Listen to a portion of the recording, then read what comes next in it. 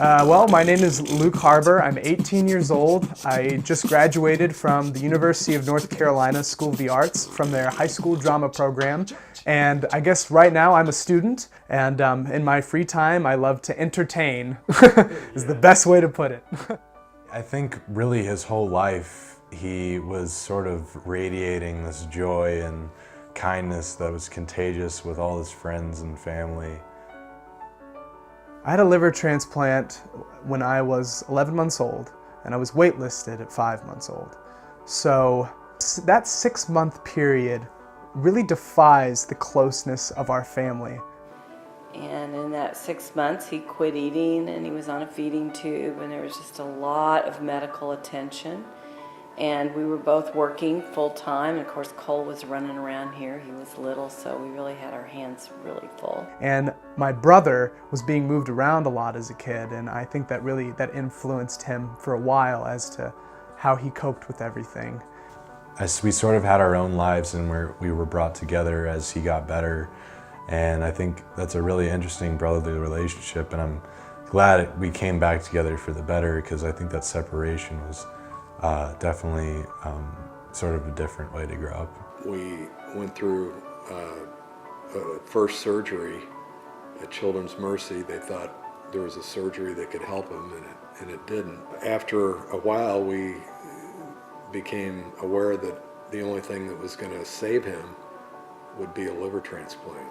You know, when someone dies and they say they want their loved one to be a donor, that message of the collision of the donor and the recipient, you know, you're talking about two strangers stories that collide together, and that's what the interesting and the magic of transplantation is. And you know, his donor was an 8-year-old little boy that died from an allergic reaction. His name was Aaron, and he was on a camping trip with his family, and his parents were clear that he was not going to survive, and they made the courageous decision for him to be a donor.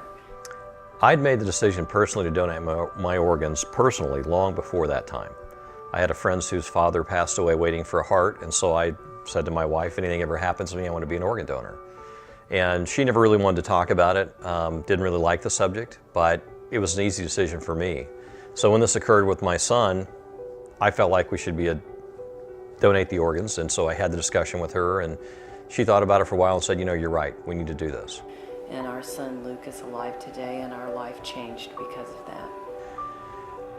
I think people should think about organ donation before the moment occurs. Had someone walked into that emergency room and asked me about organ donation without me really thinking about it ahead of time, I don't think I could have done the donation. I was overwhelmed at that moment. I had a lot of things going through my head, and I didn't need one other stressful decision to make. And that insight of having thought through that, having watched my friend go through waiting for his father to get the heart and watching the disappointment of the family when it didn't happen, and having time to reflect on that and think about it, made all the world of difference for me. Such a great song. I love that song. When I was 10 years old, in 4th grade, I got to be in my first professional show, Charlie and the Chocolate Factory at the Culture House. And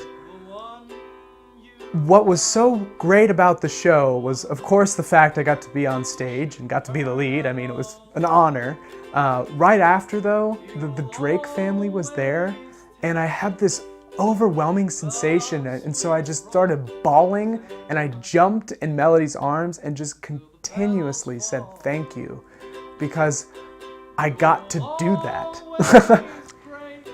The decision to donate for me was extremely easy. I'd already made the decision personally. But I never recognized or realized just how important that decision would be in the long run. I didn't realize that sitting here 18 years later, I would have the friendship and the enjoyment of watching Luke, watching his family, watching him grow, watching him live, and watching him really just enjoy life, which he absolutely enjoys life to the fullest. Most of all.